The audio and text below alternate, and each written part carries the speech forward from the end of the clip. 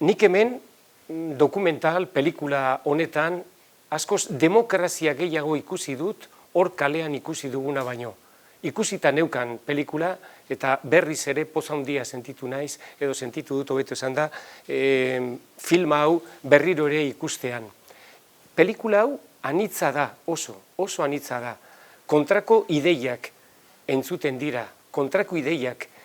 azaltzen dira. Eta hori azken baten, nire iritziz, nire uste apalean, hortan datza neurri handi batean behintzat demokrazia. Eta horretaz hitz egingo dugu, demokraziaz, aniztasunaz, askapenaz, eta olako gauzetaz. Bueno, bienvenidos y bienvenidas a todos. Es una pena que hayamos tenido que empezar un poquito más tarde y decía que, bueno, primero el agradecimiento a Euskadi y Cuba y al resto de asociaciones que se han puesto de acuerdo para organizar este acto y otros actos que están relacionados con todo esto. Es una pena que hayamos tenido que retrasarlo ligeramente por la intervención de estas personas que nos lo han querido boicotear. Yo he intentado hablar con uno de ellos, parecía, bueno, menos obcecado que los otros que andaban a su alrededor, y algo creo que me ha escuchado, yo también he procurado escucharle a él. Y yo como reflexión breve diría que aquí en esta película que es de parte, es decir, es una película realizada por quienes defienden la revolución cubana con sus grandezas y con sus miserias, pero la idea y el proyecto de la revolución cubana y la realidad actual de Cuba, aquí hay mucha más democracia, mucha más pluralidad, mucha más diversidad que en esas tristes imágenes que hemos tenido que sufrir a la entrada de este acto. Es una pena, supongo que es un signo de los tiempos, bueno, tiempos que han existido siempre, pero que aquí ahora parece que se están agudizando todavía un poquito más. Antes de saludar ya a Gabriela y empezar directamente con las preguntas, solamente una pequeña reflexión que luego quizá podemos profundizar en ella. Fidel Castro falleció en 2016, estamos en el 25, 9 años han pasado. El mariscal Tito falleció en 1980. Los hechos que desembocaron en la destrucción de lo que era la Federación de Repúblicas de Yugoslavia, pues fue, como todos sabemos, en torno al 90-91, bueno, luego se alargó más, luego fue la famosa guerra en los Balcanes, sobre todo en Bosnia, Herzegovina, en Croacia y también en Serbia, y terminó como terminó. Yo no sé si la cosa esta de que un personaje con fuerza, con raíces históricas, que supo catalizar todas las inquietudes de su pueblo, en el caso de los Balcanes, Yugoslavia, el mariscal Tito, y en el caso de Cuba, Fidel Castro, no sé si estamos condenados o no a, pasados 10, quizá 12 años, todavía le queda un ratito a Cuba, esto se cae irremediablemente por la pendiente. Gabriela Fernández, Arratsaldeon, ¿cómo lo ves tú? Yo quiero comenzar dándole las gracias. Desde que estoy aquí, una de las cosas que me ha llamado mucho la atención es la solidaridad, que uno asume que siempre es fácil, que siempre, o sea, tiene como que nuestras contradicciones internas, como las que se vieron en el video, son la parte más difícil de la militancia, y muchas veces no nos damos cuenta de esta militancia que se hace desde afuera por Cuba y por la importancia que tiene la revolución, ¿no? Y de hecho, por esa importancia que tiene la revolución, una de las matrices de opinión más difíciles y que más nos ha costado en el seno de nuestra militancia contraatacar es esta idea de que cuando falleciera el comandante, la revolución iba a acabar con él. Y yo creo que el comandante sigue siendo como la espina dorsal, ¿no? Y que mucho de lo que hacemos lo hacemos por él. Y es verdad que trae una nueva época, una nueva era, un tiempo nuevo. Y una de esas épocas de inflexión, uno de esos puntos de inflexión que ha tenido Cuba en varios momentos. Y esta ha sido especialmente difícil de sobrellevar, pero que 10 años después nos estemos planteando una revolución distinta, hayan jóvenes con ese compromiso y con esa mirada tan crítica, y que todavía, a pesar de toda la crisis y de todas las situaciones que nos han caído de golpe, querramos un proyecto de revolución y estemos dispuestos a seguir repensando y a seguir haciendo y no nos demos por vencidos, creo que es con lo que hay que identificar el proceso, ¿no? Con un cambio constante, que una persona, por mucho que siempre va a ser el sostén de la revolución, pasen 10 años o pasen 20, Fidel no lo haría. Fidel, por la revolución, todo lo que hizo, todo lo bueno que hay en Cuba, todavía tiene el nombre de Fidel. Y yo creo que eso es también lo que nos va a impulsar a seguir haciéndola. Yo soy muy optimista con el tema de... Ahí yo veo que hay varios puntos. De hecho, muchas de las personas que están en el documental las conozco, sé que son muy revolucionarios, somos muy amigos y hemos tenido varias veces estos debates, y yo soy optimista con el futuro de la revolución, realmente. Es que no me imagino una Cuba sin revolución, y creo que el 1 de mayo, que las movilizaciones, estas mismas referéndum que se hacen y que la gente participa masivamente, es un ejemplo de que, aunque las personas ciertamente tengan muchísimas inquietudes, porque estamos en una época muy compleja y muy de repensarse todo el contexto,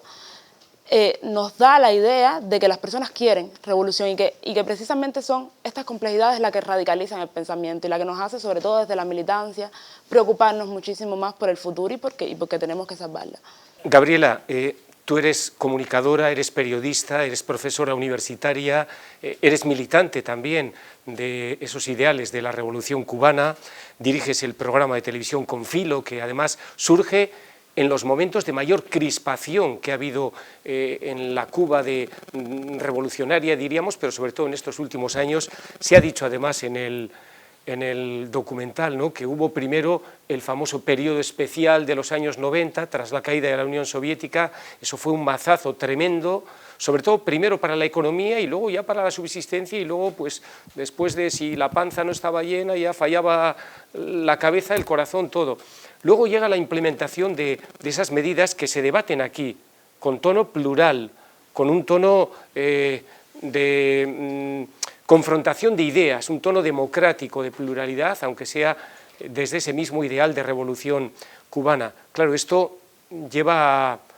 también a replantearse muchas cosas. Se suele decir que grandes proyectos como la Revolución Cubana y otros más pequeños e insignificantes suelen caer por dos razones básicas: por los aciertos de nuestros enemigos y por los errores propios. ¿Qué balance tiene cada una de esas dos columnas en la Cuba que hoy tenemos? Los aciertos de los enemigos los estamos viendo, hemos visto algo ahora mismo. Los errores propios, también se ha hablado algo de ello aquí en el reportaje. Yo no diría que lo que pasó afuera sea un acierto del enemigo. De hecho, creo que si algo positivo tiene la contrarrevolución nuestra, es que ha sido siempre siempre ha costado tanto que el pueblo se identifique con ella, sobre todo con la que sale de Cuba, porque llega a estos niveles de acoso, porque además el pueblo de Cuba tiene una historia que le impide conectar con los intereses que han tenido Estados Unidos siempre con nosotros, porque sabemos que nunca han sido buenos intereses y que siempre han tenido como esa intención de apoderarse, y que nuestros problemas no nos los va a resolver Estados Unidos. Yo creo que principalmente adentro eso es muy notable, y se vio mucho, por ejemplo, cuando estaban pidiendo intervención militar, los de afuera, que es que las personas que estábamos adentro de Cuba, obviamente, nos dimos cuenta de la calaña y de lo que era esa contrarrevolución, y creo que nuestra contrarrevolución no es lo que nos va a nosotros a afectar, todo lo contrario. Creo que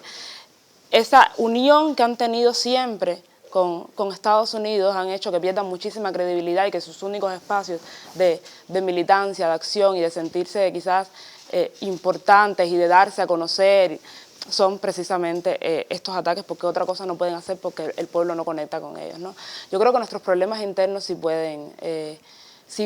costarnos bastante caro, y Cuba tiene una complejidad, que es que no se puede dar el lujo de equivocarse. Nosotros tenemos muy poco margen a la equivocación y tenemos muy poco margen a la improvisación. Entonces, a pesar de tener poco margen, tenemos que improvisar muchas veces, porque la revolución no es algo que está dado. Entonces, creo que estamos en un proceso de ensayo-error que también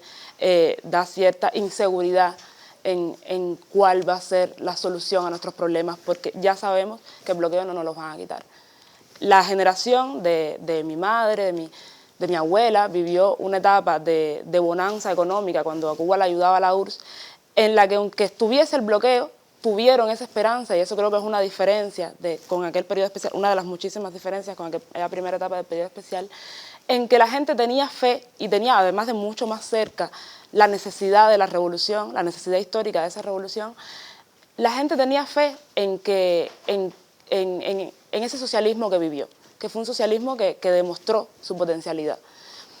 Ahora estamos en una etapa en que la juventud, lo que sabe y lo que ha visto, es que todas muchas generaciones anteriores han vivido con el bloqueo y que es imposible que eso se elimine a corto plazo, bueno, a corto y a largo plazo, porque eso sí ha sido un acierto del enemigo y un acierto que nos ha costado carísimo. Esta juventud se plantea, o sea, es una juventud que es muchísimo más crítica con el proceso, muchísimo más preocupada por lo que puede ser el futuro de la revolución, pero que cada juventud en Cuba ha tenido sus complejidades y estas son las nuestras y que las vamos a poder sortear, pero es verdad que estamos en una etapa que es muy de eso, ¿no? De reescribir una historia que no pensamos, porque yo creo que nosotros no nos imaginamos nunca. Y aunque nos los imaginamos, nunca llegamos a imaginar la magnitud que iba a tener hacer una revolución sin Fidel. Y ahora estamos en ese punto. Porque incluso los primeros años yo creo que no son tan notables como porque Fidel dejó una revolución extremadamente bien apuntalada, muy bien apuntalada. Y es ahora que empezamos a sentir, bueno, ahora la revolución la tenemos que seguir haciendo nosotros. Y pensamos que sabíamos, pero es un proceso extremadamente complejo. Y creo que se le pone un gran reto a la militancia. Gabriela, lo ha dicho una de las chicas que aparece en este documental y otros de otra manera también han apuntado más o menos en esa misma dirección. Y tú acabas de decir, tenemos que hacer urgentemente, estamos en ello, prueba, error. La vida de una persona en Cuba es 78 años. Por cierto, es la misma esperanza de vida que en Estados Unidos de América. O sea, no tiene menos. Y es la misma esperanza de vida que en China, que China en el año 49 no llegaba a esos 78 años de esperanza de vida ni de lejos. La vida de un país puede ser grande, la de una persona es corta. La urgencia, ¿cómo se gestiona la urgencia? Por acertar con medidas que satisfagan a todos en clave de justicia en Cuba. Yo siento que la propia situación económica no nos da margen a plantearnos un futuro a largo plazo, sobre todo en estos momentos en que está como mucho más profundizada, ¿no? Yo creo que vamos arreglando los problemas poco a poco y siento que a veces esa idea de, o sea, no solo confiar en el futuro, sino quedarse para hacerlo, que fue una cosa que en esta primera etapa de periodo especial era una idea polémica, si te ibas, estaba mucho más condenado el tema de la emigración. Ahora creo que incluso la decisión de quedarse es muchas veces un privilegio. Hay gente que se queda con muchísimo sacrificio y hay gente que se va porque realmente no tiene de otra. Y creo que esa nueva mirada a una emigración que aunque la quieran politizar, no es del todo política, porque hay mucha emigración muy militante, que quizás la situación del país la obligó, es otro de los nuevos otra de las nuevas formas de visión de muchos aspectos que teníamos como muy instaurados, de bueno, el que emigra es que tiene un desafecto por el proceso político y creo que esa visión incluso sería contraproducente para la revolución porque tenemos una emigración que por mucho que pueda entender la necesidad de la revolución y el socialismo, sucede lo que dicen, que es que uno tiene una sola vida y que generalmente es complejo tomar la decisión y además de que se construye, como decían ahí, estas redes que se te empiezan a ir personas, que uno empieza a cuestionarse, bueno, y si al final ellos tienen la razón. Pero siento que hay una gran parte de la juventud y la militancia que sí quiere seguir construyendo país y que ver el futuro nos cuesta como le cuesta a todo el mundo, entonces lo que tratamos es de ir haciendo presentes, de ir logrando pequeñas conquistas, porque si una potencialidad tiene la revolución es que como no está hecha, te permite, aunque sea muy complicado, irla formando a como es la generación, ¿no? Que se parezca a nosotros, ¿no? Y siento que en ese sentido se están haciendo muchísimas cosas, algunas más urgentes, como es el tema de la electricidad, que es primordial ahora mismo porque la electricidad te paraliza el país, además de el costo que tiene psicológico para las personas es desgastante. Y bueno, en espacios de militancia de feminismo, de animalismo, de cuestiones que yo creo que son inquietudes que tiene la juventud que quiere construir un país mejor, que a pesar de las carencias que bueno, siempre hemos tenido, ahora están un poco más recrudecidas, pero siempre está la fe en que logremos ir saliendo de ellas de a poco, ¿no? Porque es lo que hemos hecho siempre y lo único que podemos hacer. Sí. Hay cuestiones que pueden ser, si se me permite la expresión, un poquito más poéticas y luego están las que son más prosaicas. Es decir, podemos ponernos aquí a debatir en torno a las bondades de la República de Platón, la Revolución, pero si no tengo para comer o si no tengo para calentar mi hogar cuando hace frío o no tengo luz, es decir, hay cuestiones muy básicas que son previas incluso, me atrevería a decir, a cualquier debate sobre por dónde encaminamos la revolución. ¿Cómo puede o cómo pudiera llegar a superar esta situación tan grave que está sufriendo Cuba de carencia a todos los efectos? Carencia que le afecta en la economía, pero que afecta a la sanidad, que fue bandera de la revolución, que le afecta a la educación, que fue bandera de la revolución, y que le afecta al buen vivir, aunque sea con sencillez y humildad. ¿Cómo se puede superar eso? Aunque ya sé que es una pregunta casi imposible de responder.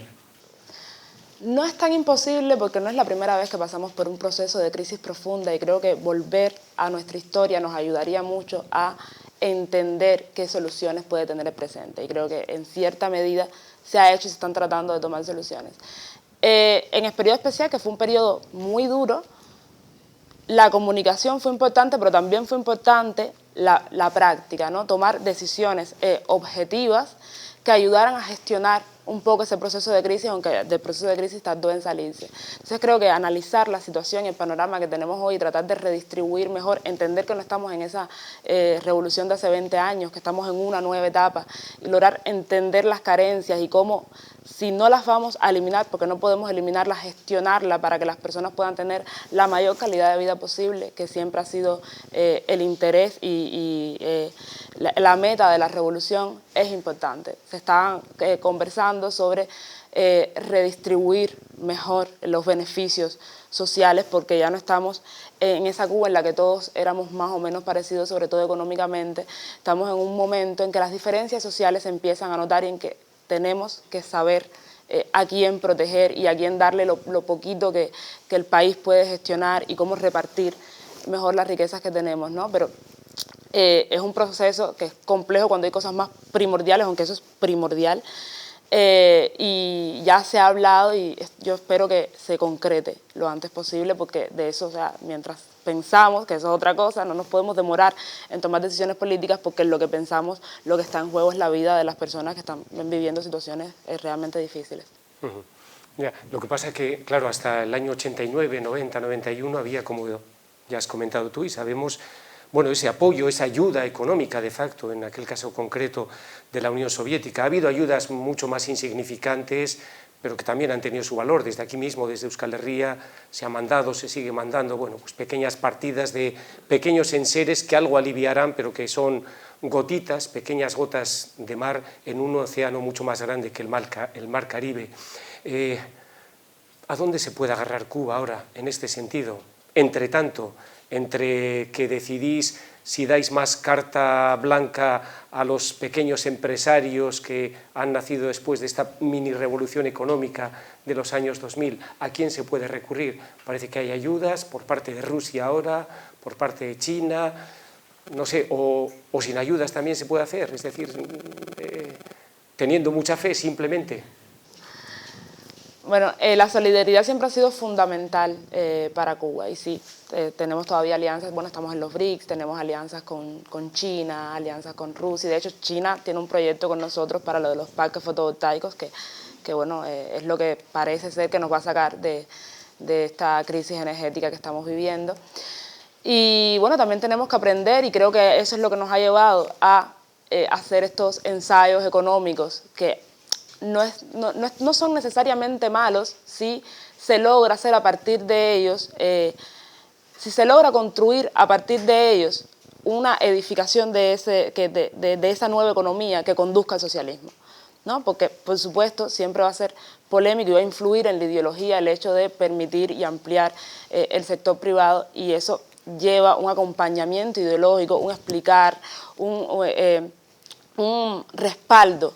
que necesita cada vez más el pueblo, ¿no? Pero la solución, o sea, nuestra meta y la intención es que Cuba, a pesar de que la solidaridad siempre va a ser fundamental, tanto hacia afuera como las que nos pueda llegar a nosotros, lograr tener una economía propia, que va a ser complicado con las circunstancias de asedio y tal, pero bueno, que tenemos que ir tratando de cubrir esa parte también. Esto puede parecer un poquitito lo del Día de la Marmota, ¿no? Pero claro, ¿y cómo se hace eso entre que se gestan y se tejen esas alianzas con Rusia, con China, con los BRICS? Siempre habrá alguno por ahí, parece que afortunadamente sí, pero es que también está el bloqueo, aunque a mí estos que estaban ahí afuera me negaban que hubiera bloqueo y me decían, no, lo que pasa es que los cubanos no pagan lo que deben. El bloqueo, tristemente, existe, y los Estados Unidos, un imperio en declive, según dicen algunos de los más avezados politólogos, siguen teniendo mucha fuerza, y el bloqueo lo impone los Estados Unidos y lo ejerce los Estados Unidos de América, vecino que está allí mismo, y todos sus aliados, más o menos fervorosos, pero aliados, y son muchos. Yo creo que quien niega el bloqueo es tan cómplice de toda la precariedad y este genocidio silencioso que se ha cometido sobre el pueblo de Cuba como los que lo impulsan, ¿no? El bloqueo, incluso yo siento que en cierta medida imposibilita una crítica factible, porque transversaliza tanto lo económico como lo social, que muchas veces de hecho se ha tratado de imponer esta matriz de que lo que hay es un bloqueo interno por decisiones que se pueden tomar mejor o peor por parte de funcionarios, pero funcionarios que ven su vida y su trabajo afectado por las carencias económicas, que funcionarios que tienen que coger un transporte que a veces es inexistente, funcionarios que no tienen las garantías materiales para poder hacer bien su trabajo. Entonces, eso nos afecta en todas las esferas de la vida, igual que tratar de imponer esta matriz de que no es un bloqueo, que es un embargo, y negar la extraterritorialidad, que es más que evidente por las multas que se le ponen a los bancos, porque el turista europeo, si viaja a Cuba, después no puede viajar a Estados Unidos en una cierta cantidad de tiempo. Entonces, yo siento que negar el bloqueo es ser cómplice de todos los males. Yo creo que incluso la época de Obama, que no llegó a quitar el bloqueo, pero suavizó un poco las sanciones, y ni siquiera las suavizó, dijo que bueno, que en un futuro quizás se podía hablar de suavizar sanciones. Cuando empezaron a llegar turistas, sobre todo norteamericanos, a Cuba, las personas materialmente, concretamente, en un periodo muy corto, aunque no influyó en la economía del país a largo plazo, vieron cómo la economía de Cuba crecía, o sea, se sintió en la sociedad, y el bloqueo es innegable por un millón de razones, no solo por el tema de que todos los años se discuta y la democracia burguesa tan mediada por intereses económicos haga oídos sordos a que más de 190 y tantos países pidan que se eliminen las sanciones. Es innegable porque uno lo siente. Yo creo que no hay un cubano que dirija, sobre todo que esté vinculado a la empresa estatal, que no haya sentido las consecuencias del bloqueo en carne propia, ¿no? Y yo creo que es el momento de asumir que eso pasa y de tratar de buscar soluciones. Y bueno, de hecho una de las soluciones fue todo el tema del reordenamiento económico, que nos ha traído otras muchísimas complejidades, pero que empujó un poco la situación del país de ese momento, después de la crisis de la COVID, a que bueno, hay que buscar soluciones para abastecer sectores que el país ahora mismo no está en condiciones de abastecer, porque la COVID, que puso al mundo entero en crisis, a nosotros nos desangró prácticamente, porque fueron muchísimos meses atendiendo a muchísimas personas, no se le dejó de dar atención a nadie, no solo a las personas, sino a los voluntarios. En Cuba hay una formación de trabajo conjunto cuando ocurre un desastre, como cuando hay huracanes, que va todo el pueblo y hace voluntariado. En la COVID pasó algo similar, llamaron desde a los universitarios, yo en ese momento estaba en primer año de la universidad,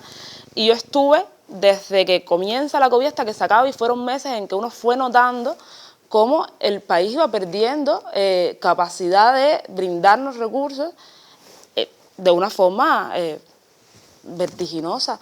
Desde el principio que habían como guantes, mascarillas, todo lo que se necesitaba para poder trabajar en condiciones, que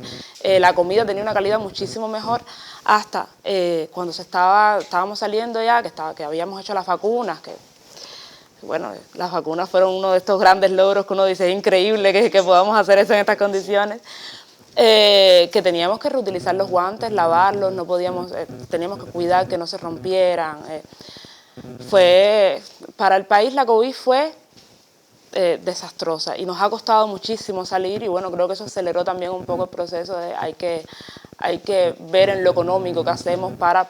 que el pueblo no vuelva a un nivel de desabastecimiento total y absoluto. Una cosa que pasó durante la COVID, que yo creo que es uno de los ejemplos más, un ejemplo de bloqueo que es importante. Yo siempre lo pongo porque siento que ahí la asfixia que siempre decimos que el bloqueo nos impone sale de lo metafórico y se hace real, que es cuando nos negaron la entrada de respiradores y nosotros se nos estaba muriendo la gente. Y en el proceso en que nosotros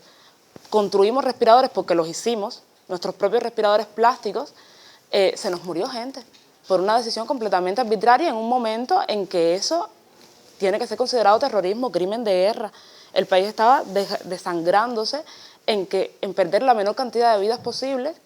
y no pudimos hacer nada. Yo creo que eso también es una metáfora de que muchas veces Cuba está atada de manos ante sanciones que yo creo que ningún país del mundo hubiese podido aguantar tantos años de tanta presión económica. Un país que inicialmente ya era pobre, es decir, cuando se da la revolución en 1959, Cuba no era un país próspero, rico y con una gran acumulación de capital y menos bien repartido. Ese país consigue despertar, crece, sobre todo en valores, pero también en bienestar material para sus ciudadanos en los años 60, también en los años 70, luego llega la mala época, el bloqueo y ahora también toda esa serie de contradicciones internas derivadas de la implementación de una política económica que se acerca en algunos aspectos a lo que serían las prácticas capitalistas y eso genera contradicciones. Lo hemos visto aquí en el documental. Construir un nuevo sujeto, eso aparece aquí, creo que Silvio Rodríguez tiene también alguna frase relacionada con el hombre nuevo o algo así y ha sucedido también en otras partes del mundo. Claro, los sucesos de julio hablaban ya de crispación. Ese carácter nuevo o ese carácter de continuación de la ilusión por la idea de la igualdad y la justicia que tuvo en efervescencia la Cuba de los años 60, ¿se puede recuperar? ¿Se está recuperando? ¿Cómo se debe hacer? ¿Cómo planteáis hacerlo?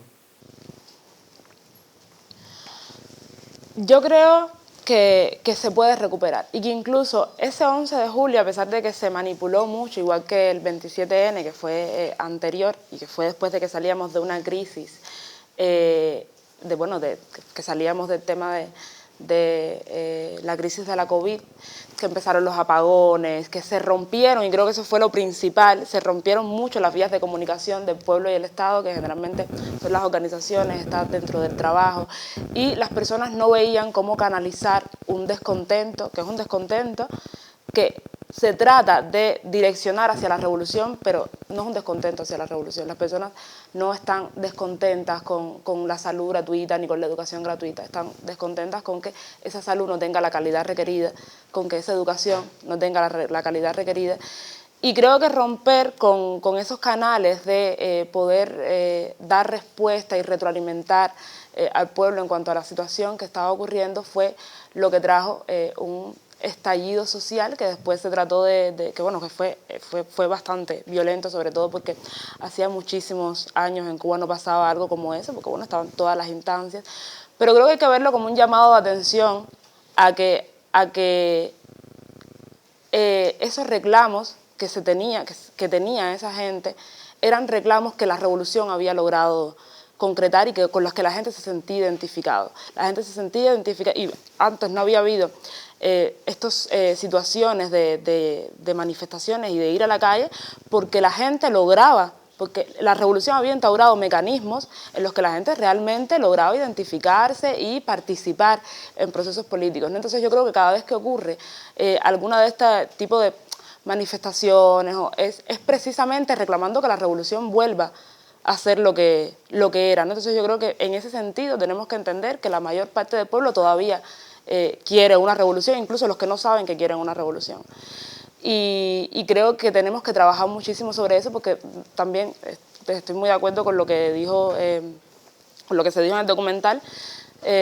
Luis Emilio, pues esto se llama el muchacho, que es que no era un cheque en blanco, no iba a ser eterno, y no sabemos cuánto tiempo esas personas van a tener esa identificación que muchas veces no saben que tienen con el proceso revolucionario. Bueno, está el tema también de no solamente la dialéctica, el debate, el intentar entre todos buscar las mejores soluciones, las mejores salidas, y eso tratando de superar contradicciones. Hay también una guerra de comunicación, tú eres periodista, el programa Con Filo creo que nace precisamente de esas circunstancias de crispación. Tenéis Miami ahí mismo, potente. Bueno, está también ahora las nuevas fórmulas de comunicación a través de las redes sociales y demás. Esa guerra de la comunicación, esa guerra psicológica, ¿cómo va? ¿Cómo lo ves tú? ¿Qué posibilidades hay de salir airoso para un país pequeño como Cuba, rodeado? Bueno, Con Filo, yo no soy periodista, de hecho, que mucha gente, sí,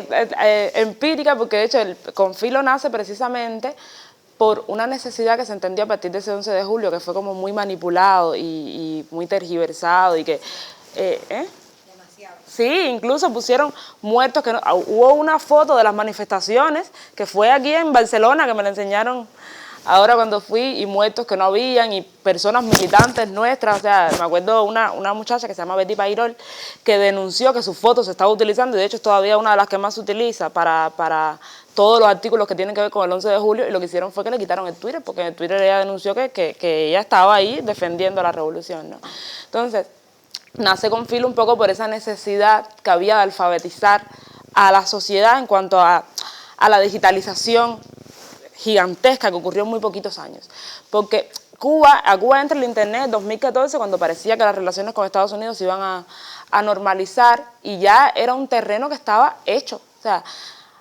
a lo mejor al principio de Internet, de hecho aquí me estaban comentando que se pensó que iba a ser un terreno de democratización de la información, pero ya cuando eso estaba muy mediado y muy contaminado por intereses económicos es que llega a Cuba, y nosotros no sabíamos, todavía en Cuba se veía como un terreno de democratización de la información, ¿no? Entonces había esa necesidad de mostrar también un poco la otra visión de las cosas, ¿no? Porque hubo un tiempo en que incluso creo que llegamos ingenuamente a pensar que desde las redes nosotros podíamos hacer la revolución, y que podía ser un terreno que no fuera factible, porque claro, teníamos el respaldo de que era lo justo, de que era lo real, de que teníamos razones convincentes, y no sabíamos que eso en Internet no funcionaba. Entonces, creo que llegamos a un punto de darnos cuenta que, si bien esos espacios no eran nuestros, nosotros teníamos nuestros propios espacios conquistados por la revolución, que era la calle, que era donde precisamente había que hacerlo, nuestra televisión, que es una cosa que han tratado de reclamarnos mucho. De hecho, uno de los mayores reclamos que nos hace la contrarrevolución es que ¿por qué no le damos espacios? Y nuestra respuesta siempre ha sido y siempre será que ellos tienen todos los espacios, que nosotros tenemos, que la revolución tiene que tener sus espacios para defenderse y para explicarse, y que ese espacio es precisamente la televisión nacional, porque ellos tienen todos los demás en los que nosotros no tenemos ninguna forma de actuación, ¿no? Estamos en una guerra extremadamente desigual, y tenemos que protegernos y blindarnos en esa lucha, ¿no? Entonces, bueno, eso hemos tratado de desmentir un poco, y si no desmentir, muchas veces analizar desde nuestro punto de vista distintas cuestiones que se dan en la sociedad, y que las personas al final, bueno, saquen sus propias conclusiones, aprovechando que la televisión todavía en Cuba es una herramienta bastante fuerte, que las personas todavía no están completamente contaminadas por el algoritmo. Bueno, nada, si os sirve de consuelo, también por aquí, por Europa, pensamos algunos ingenuos aquello de que, uy, qué bien, ahora vamos a poder distribuir y bueno, poner más en circulación nuestras ideas. Y es justo lo contrario, saben dónde estamos en cualquier momento del día, saben todo de nosotros y probablemente la mayoría de la ciudadanía gana poco o nada, o incluso a veces pierde merced a estas tecnologías. Bueno, sea como fuere, la juventud. Esta charla inicialmente se titulaba algo así como la juventud cubana en tiempos de Trump. Cuba tiene, creo que son 12 millones de habitantes, es decir, un poquito menos. Éramos 11, ahora vamos los últimos censos como 9, por ahí. Vale, pues son unos... nosotros somos 3 millones, pues bueno, tenéis tres veces más que nosotros de habitantes más o menos, hablo del conjunto del País Vasco. En superficie sois 6 veces mayores que nosotros 20.000 kilómetros cuadrados, vosotros 120.000, grande, el caimán verde del Caribe, precioso país. La juventud creo que es aproximadamente, y hablamos de juventud, bueno, juventud e infancia, menores de 30 años, creo que es un 30 y tantos por ciento de la ciudadanía actual de Cuba, jóvenes o niños. La juventud siempre ha tenido importancia. Cuantitativamente, ya lo hemos formulado más o menos, cualitativamente, ¿qué peso tiene y qué peso está llamado a tener la juventud en Cuba en estos años venideros? Yo creo que ahora tenemos uno de los mayores retos de la revolución, que es la guerra generacional, que estamos conviviendo una generación que vivió un proceso histórico completamente distinto y tiene miedos que son muy válidos, porque cuando uno está enfrentándose todo el tiempo a agresión, a acoso, da miedo a veces, como que si cambias algo, eso pueda salir mal, pero estamos ante una juventud que necesita esa épica revolucionaria que ellos tuvieron y que la va a conseguir a toda costa. Yo creo que en su mayoría la juventud lo que quiere es transformar, y la revolución te da el proceso, la oportunidad de transformar el proceso a tu imagen y semejanza, ¿no? Entonces, creo que lo peor que podríamos hacer sería no permitir, y tenemos que ganar muchísimo en eso, la participación de la juventud en crear sus propios espacios, en crear su revolución, porque eso genera una apatía, que creo que es un fenómeno que hemos visto mucho últimamente, que si le sumas la apatía que genera una crisis a que la juventud no se vea dueña de su proceso revolucionario, eso puede ser muy contradictorio y muy negativo para el futuro del proceso, que Fidel decía, bueno, en el discurso del 2005 dijo que era nuestro y que lo podíamos impulsar nosotros o romper nosotros de alguna forma, ¿no? Entonces creo que esa lucha generacional se está dando muchísimo desde las militancias, que tenemos otra forma de ver, otra forma de hacer, y que necesitamos y estamos tratando de conquistar cada vez más espacios políticos. De hecho, surge a partir del 27N y del 11 de julio, que se había roto un poco, porque antes era como que toda inquietud que tuviese la juventud la podía canalizar dentro de las organizaciones como la UJC, y cuando ocurre esta desconexión, que ya no podíamos tener acceso a nuestras organizaciones tan fácil y las relaciones sociales se daban sobre todo por las redes, surgen grupos emergentes, militantes, con inquietudes en común, y surgen procesos como la Tangana, que fue después del 27N, que se hace con la intención de demostrar que la crítica, porque el 27N trató de vender y demostrar al mundo como que había cierta desafección de los jóvenes hacia la revolución. Entonces la Tangana fue para demostrar que la crítica era principalmente revolucionaria, que los jóvenes revolucionarios nos estábamos planteando, porque fue un proceso muy bonito, fue en un parque, y varias personas vieron, o sea, varios jóvenes hicieron discursos sobre la revolución que ellos proyectaban, sobre lo que querían, sobre sus intereses, sus inquietudes. Entonces, fue un proceso alejado de esa militancia clásica, de una nueva forma de hacer, en que al final se asumió muy bien por parte de la revolución, ¿no? Porque después de esto también surgieron los pañuelos rojos, que es una organización como muy artística,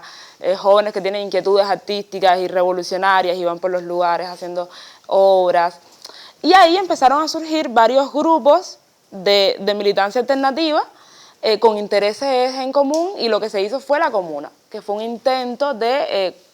unirnos a todos y de articularnos de cierta forma y de apoyarnos desde la institucionalidad. De hecho, Cimarronas nace de esa época de la COVID de las redes. Cimarronas es un proyecto en el que yo estaba de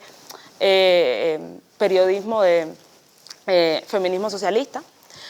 Y Cimarronas tuvo muchísimo apoyo y mucha retroalimentación de la FMC, porque bueno, era una forma nueva de ver un feminismo que, en el que creíamos que estaba todo conquistado, pero no, nosotros queremos nuevas conquistas, los jóvenes queremos nuevas conquistas y queremos hacer una revolución mucho más plural. Y bueno, surgen todas estas y se introducen muy bien en el proyecto revolucionario. Y creo que eso ha sido uno de los mejores ejemplos de que la revolución cambie, no quiere decir que sea algo negativo, que sea algo insano, que se esté de alguna forma desmoronando, todo lo contrario. Yo creo que esa unión de proyectos con intereses comunes hizo crecer muchísimo a la revolución y es un proyecto precioso que tenemos en común. Bueno, pues son diferentes caminos los que habría que recorrer, caminos siempre guiados por esa línea de justicia social, de libertad, de liberación, de participación, de democracia, en definitiva, que es lo que guiaba en los primeros años y lo que ha marcado la línea para Cuba. Y ahora con la juventud, como decíamos, con estos apuntes que tú nos comentabas. El futuro está ahí, el futuro es ahora, pero el futuro también puede ser dentro de un ratito. ¿Llegaremos a tiempo al futuro o se nos va el futuro de las manos? Bueno, yo creo que ya estamos en el futuro, que de lo que hagamos ahora depende muchísimo lo que va a ser de la revolución en muy corto plazo, porque es también lo que tienen estos procesos de crisis y de reestructuración, que son complejos en el sentido de que son muy determinantes para lo que va a ser el futuro de la revolución. Y creo que tenemos que tomar decisiones ya y que las estamos tomando ya, a pesar de que el panorama se nos complejice. Pero creo que esperar por un futuro para hacer las cosas puede ser lo que nos sepulte realmente, que si no vemos como que el futuro es mañana y que hay que construirlo ya, la revolución no perdería muchísima fuerza. Quizá ha sido un poquitito duro, espero que no, pero en todo caso eso es evidente, lo del bloqueo, y lo hemos comentado y a lo largo de las diferentes intervenciones que he tenido en otros foros también, a propósito de Cuba, eso ha quedado claro, pero es tan difícil que incluso algunos de tus más cercanos te ponen en cuestión o directamente te niegan que hay bloqueo. Por eso te preguntaba también en un momento de la conversación acerca de, como periodista de facto, esa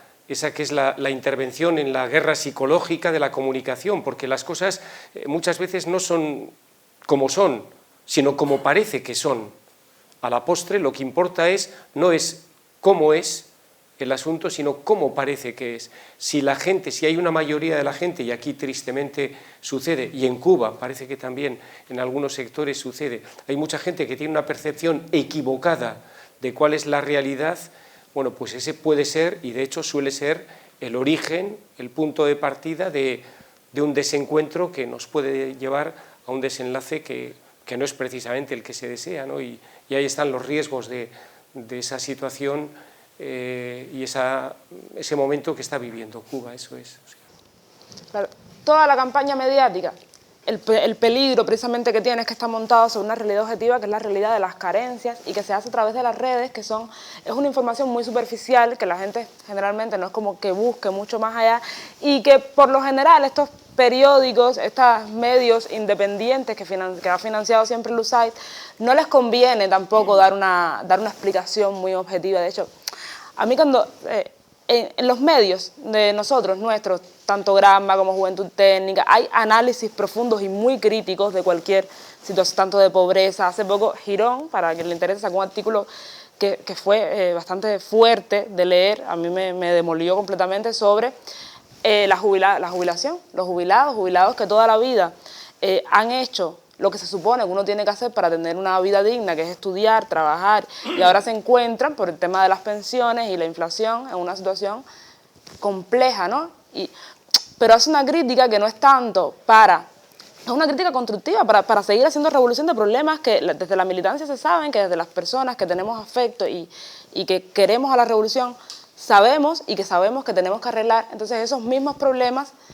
estos medios financiados por Lusaid hacen un morbo, una película, van a los sentimientos sobre todo, que así trabajan las redes, yendo a los sentimientos, y lo que hacen es como profundizar el malestar, no proponer soluciones, no buscar soluciones, porque es que no les interesan las soluciones. Si la revolución se llega a caer un día, ya a ellos no les va a interesar si el pensionado come, si la madre de los hijos no tiene casa, porque eso no nos va a solucionar a nosotros en ningún caso Estados Unidos. Todas las soluciones a las problemáticas que tiene hoy la revolución están dentro de la revolución.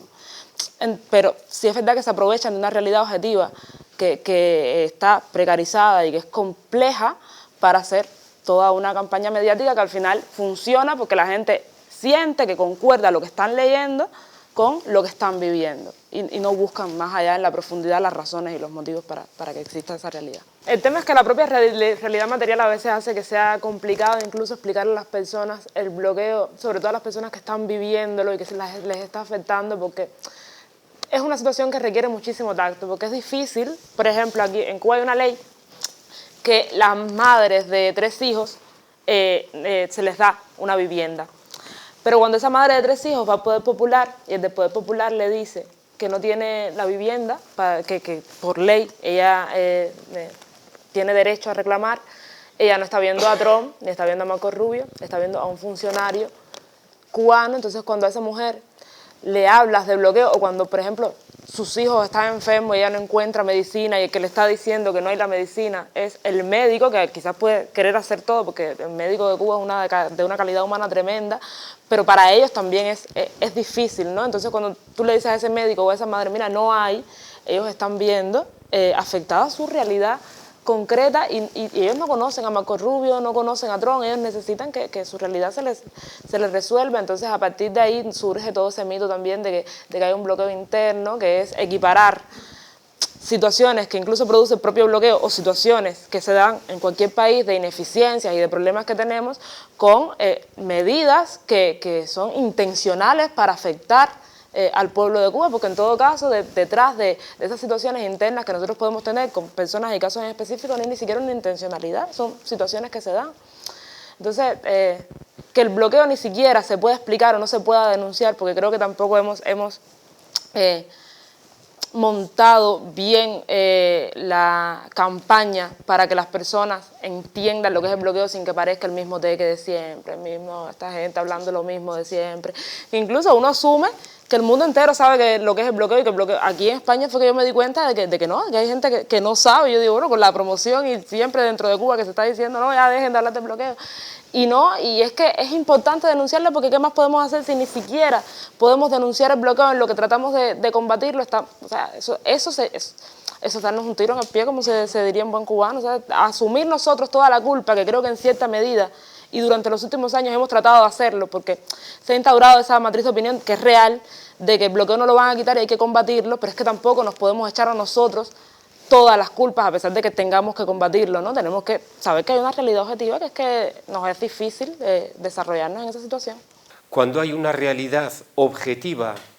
que habla bien, que es favorable para lo que está haciendo Cuba, o se minimiza o directamente se oculta. Y antes habéis mencionado el tema de los medicamentos, la asistencia sanitaria, concretamente en el periodo de la COVID.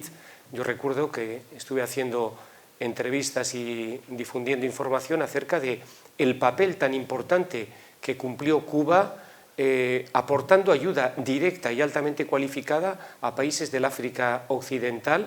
y eso fue aplaudido directamente por Naciones Unidas y fue minimizado o ninguneado, directamente ocultado por la mayoría de los medios de comunicación de todo el mundo. Es decir, nadie o casi nadie sabe que eso sucedió. Bueno, pues tristemente es así, pero claro, tampoco podemos caernos, que era un poco igual la intervención que he tratado yo de llevar a lo largo de la conversación con Gabriela, es, sí, todos los aciertos de quienes van en contra de, sí, pero bueno, tampoco nos podemos quedar en eso solo, hay que intentar también salir de ahí, porque es que si no decir, sí, bueno, pues nuestra muerte se debió a los aciertos de nuestros enemigos, sí, pero no podemos resignarnos a eso. Es decir, habrá que activar, que creo que es lo que se está haciendo, porque en el documental se ha visto muy claramente, y además desde una perspectiva muy amplia, muy diversa y muy plural. debate 100%, debate, contraposición de ideas, incluso a veces ideas tremendamente enfrentadas entre sí, pero se hace desde la buena voluntad del debate democrático y político, y esa es la gran virtud que tiene todo eso, ¿no? Sí, yo creo que en la medida en que nosotros hacemos la revolución también nos va haciendo nosotros mismos, y creo que esas contradicciones que exteriorizamos muchas veces también nosotros las tenemos al interno, ¿no? De querer un país próspero, pero a costa de qué, pero bueno, ¿cómo hacemos esto? Pero bueno, ¿cómo explico esto? Entonces siento que ahí se ve muchísimo una juventud tratando también de descubrirse a sí misma en lo que hace la revolución, y tratando de descubrir y plantearnos qué revolución queremos, que tampoco es una pregunta fácil, porque por supuesto vivimos en un mundo hegemónicamente capitalista, y muchas veces la aspiracionalidad, sobre todo de un país como Cuba, de gente muy preparada, es atender cada vez más y a esa meta de felicidad, esa idea de felicidad que te impone muchas veces el capitalismo. Entonces, la revolución triunfó al hacer que las aspiraciones de las personas fueran más de realización personal que las aspiraciones de felicidad que te impone el capitalismo, pero creo que estamos en un punto en que nosotros por dentro tenemos esas contradicciones, porque es que lo que vemos alrededor es a personas que cada vez tienen más y aparentemente son felices. Entonces tenemos esa situación de, bueno, cómo hacemos la revolución para volver a incluso nosotros tener esas aspiraciones de realización personal, y que nuestra realización personal no sea a costa de nuestra vida, ¿no? Porque incluso la realización personal te puede costar, o sea, yo soy profesora y me puedo sentir muy realizada como profesora, pero es verdad que el salario muchas veces no se puede, o sea, es difícil asumir que tu aspiración tiene que ser dada de lado a veces por la realidad económica que te lo impide, cuando una de las grandes proezas de la revolución fue hacer eso, que la gente estudiara, se realizara e hiciera lo que quisiera y lo que le hiciera feliz, ¿no? Entonces eso viene también con tradiciones que tiene uno al interno, y que bueno, que son importantes también para crecer y reconocerse uno mismo en el proyecto.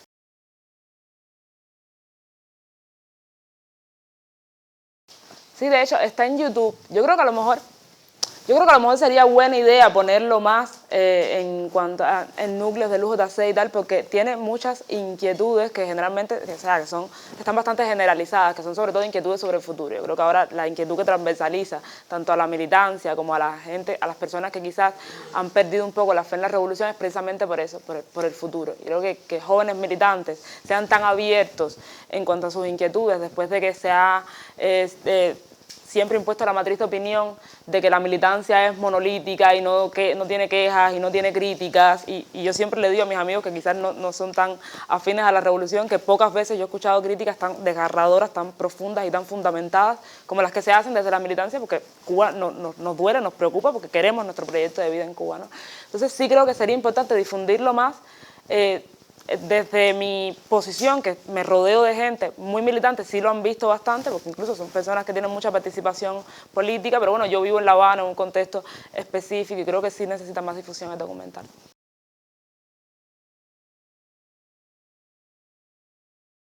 A mí me preocupa bastante esa matriz de opinión, que creo que es la que nos impuso también el tema de la crisis y la COVID, de que lo más importante y lo más primordial es la economía, porque en Cuba la ineficiencia del sistema económico es algo histórico, y la gente, si bien no vivía con un desahogo económico tremendo, vivían conscientes de por qué quizás no tenían todo lo que la revolución quería darles, y vivían en una situación de equidad y de justicia social que es muy necesaria para la revolución, a veces más necesaria que la economía. Quizás si en otro punto hubiésemos puesto la economía por encima de los intereses ideológicos, de la ideología de la revolución y de la justicia social, la revolución no hubiese sobrevivido. Entonces yo sí siento que es fundamental y necesario trabajar en la economía, y creo que eso es lo que se está haciendo, pero creo que la revolución descansa sobre todo en pilares de justicia que no podemos, eso sí no podemos abandonar, porque eso sí nos puede costar la revolución, y al final podemos atender un país con economía y sin revolución, y con economía para los que puedan acceder a beneficios económicos. Entonces creo que es compleja la situación, porque la economía la necesitamos, pero no podemos en ningún caso descuidar lo que ha mantenido la revolución a flote. Entonces eso es lo que es difícil, es difícil.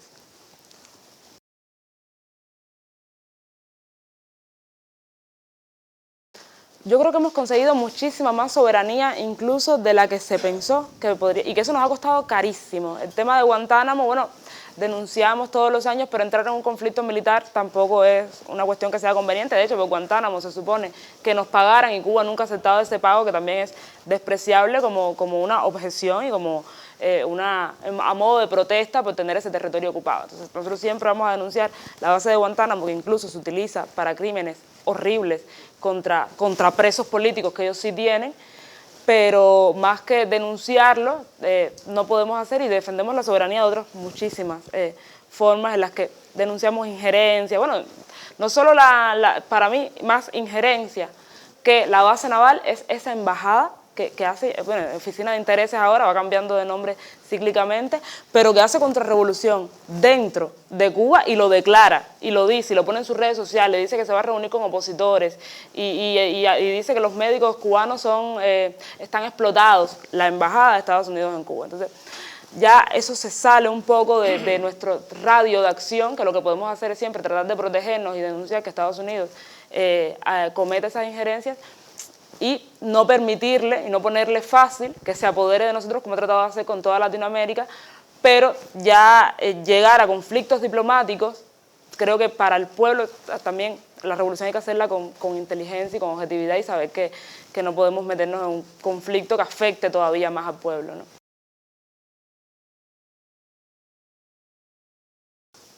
Nosotros, nuestra estrategia, yo creo que ahora es principalmente tener presencia en redes y que las personas que quieran ver otro punto de vista nos puedan buscar y tratar de ver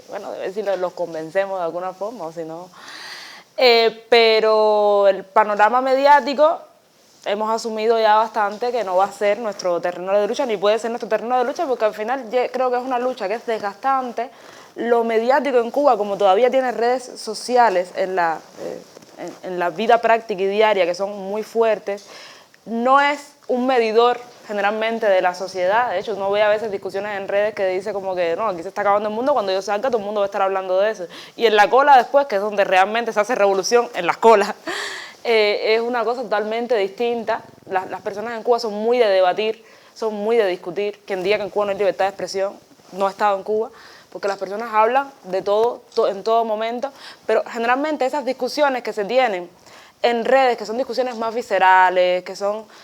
más condicionadas por todo el tema del algoritmo, de que a nosotros nos llega mucho contenido desde Miami, que es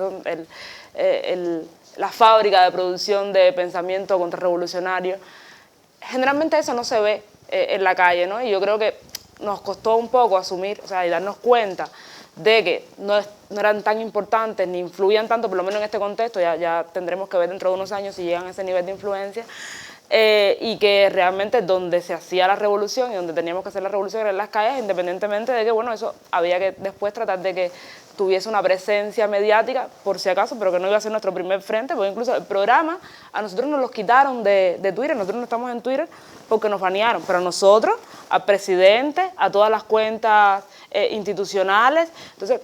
también desde las redes te ponen esta matriz de opinión de que todo lo oficial es falso y de que no creas nada del oficial, y bueno, nosotros para responder y contestar y que las personas vean que nosotros tenemos una verdad incluso más objetiva y más profunda que la superficialidad con la que se tratan los temas en las redes, tenemos nuestros propios espacios, tenemos nuestros periódicos, tenemos nuestra televisión, nuestra prensa, y bueno, ahí con eso vamos dando la batalla, aunque ciertamente ahora haya mucha más gente que se informe por las redes y por eso sea necesario también tratar de que llegue algo de nosotros y las personas por lo menos puedan comparar. ¿Qué nos pedirías a quienes estamos aquí al otro lado del charco, que antes algo ya se ha esbozado, pero desde tu posición comprometida con la revolución cubana, en el día a día, complicado, difícil, pero con esperanza, como nos has dicho, ¿qué es lo que te gustaría recibir de aquí? Yo creo que eso conecta mucho también con el tema de que las redes no sean espacios nuestros. Los espacios nuestros son los prácticos y son ustedes, ¿no? Yo creo que todo el apoyo, sobre todo, porque muchas veces yo sé que las militancias de izquierda tampoco tenemos economía como para estar repartiendo dinero y cosas económicas por el mundo, pero bueno, yo creo que a mí me ha emocionado mucho ver la fe, la confianza que se tiene en Cuba y todo lo que se está haciendo desde los grupos de la solidaridad por Cuba. Yo creo que eso muchas veces no los vemos, pensamos que estamos como más solos, más aislados y creo que eso es esperanzador, es lindo y no siento que podamos pedirles mucho más que eso, que sigan confiando, que apoyen a Cuba, sobre todo ideológicamente, que necesitan mucho de ese tipo de apoyo y que nosotros vamos a ir tratando de hacer la revolución nuestra a lo interno mientras tanto. Gabriela Fernández, eskerrik asko, muchísimas gracias a Gabriela, gracias por haber compartido este tiempo con nosotros y por haber tratado de aportarnos también a nosotros esperanza en Cuba. Eskerrik asko. Y eskerrik asko también a Euskadi Cuba y al resto de organizaciones que han hecho posible este acto y a todos vosotros y vosotras. Mila esker, hurrengo arte.